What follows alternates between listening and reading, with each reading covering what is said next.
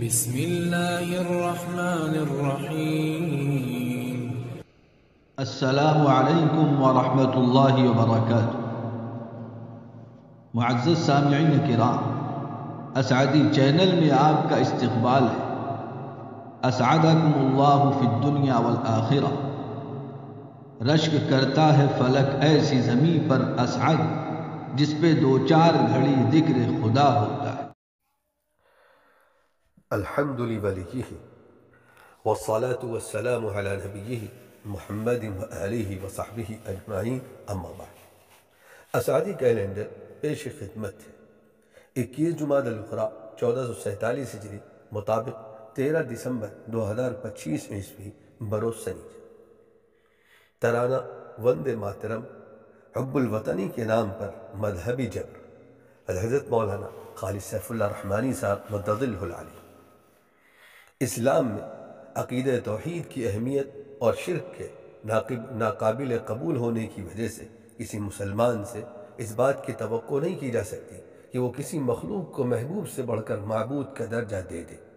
محبت ماں باپ سے ہوتی ہے، اولاد سے ہوتی ہے، شوہر و بیوی سے ہوتی ہے، اسی طرح اس مٹی سے بھی ہوتی ہے جس میں وہ پیدا ہوا ہے، جس کی فضاؤں میں وہ پروان چڑھا ہے۔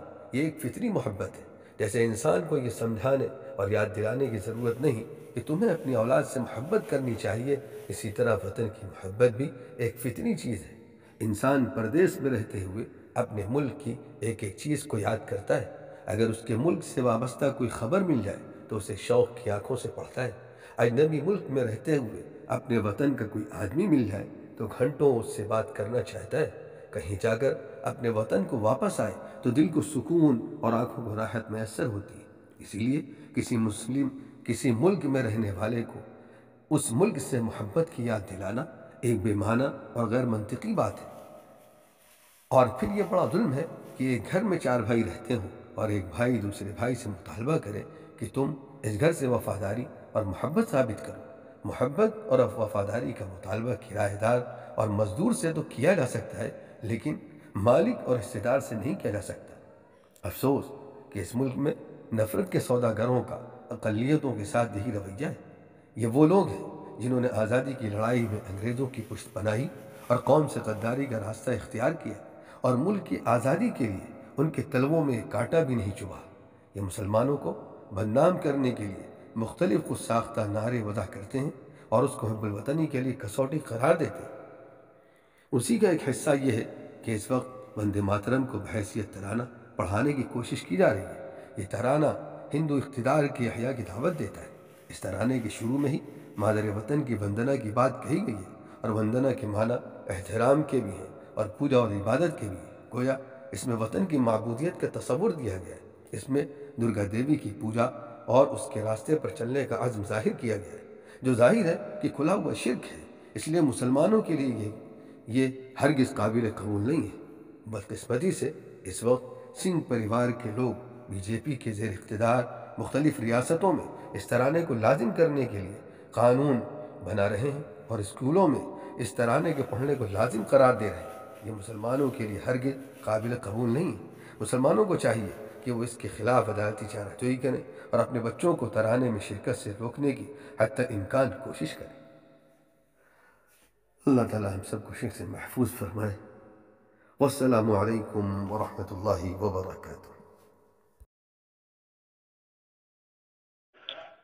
الحمد لله رب العالمين، والصلاة والسلام على رسوله محمد وعلى آله وصحبه أجمعين۔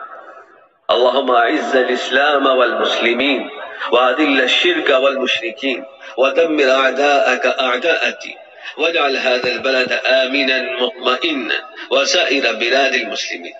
اللهم أصلح أحوال المسلمين في كل مكان، اللهم أصلح حال إخواننا وأهلينا في فلسطين، اللهم آمن روعاتهم، اللهم احقن دماءهم واشف مرضاهم وتقبل شهداءهم، اللهم انصر إخواننا المجاهدين في فلسطين، اللهم انتصر لهم من اليهود المحتلين الغاصبين، اللهم كن لهم معينا ونصيرا ومؤيدا وظهيرا.